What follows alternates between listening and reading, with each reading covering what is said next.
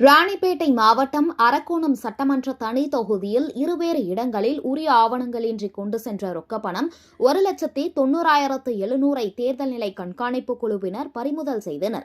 அரக்கோணம் சட்டமன்ற தொகுதிக்குட்பட்ட அரக்கோணம் திருத்தணி சாலையில் உள்ள இரட்டைக்குளம் சோதனை சாவடியில் தேர்தல் நிலை கண்காணிப்பு குழுவினர் வாகன சோதனையில் ஈடுபட்டனர். அப்பொழுது ஆந்திரா மாநிலம் ஹைதராபாத்தில் இருந்து காஞ்சிபுரம் நோக்கி வந்த காரை சோதனை நடத்தியதில் அதில் உரிய ஆவணங்களின்றி கொண்டு செல்லப்பட்ட ரொக்கப்பணம் 1,28,400 பறிமுதல் செய்தனர்.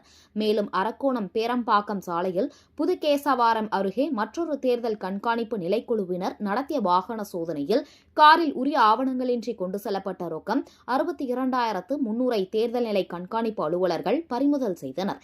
இருவேறு இடங்களில் தேர்தல் நிலை கண்காணிப்பு குழுவினர் பறிமுதல் செய்த ரொக்க பணத்தை அரக்கோணம் தொகுதி தேர்தல் நடத்தும் உதவி அலுவலரும் இடர்பாடு நிவாரண வட்டாட்சியருமான பரமேஸ்வரியிடம் வழங்கினர். இதனை அடுத்து அந்த பணம் அரசு சார் கருவூலத்தில் ஒப்படைக்கப்பட்டது.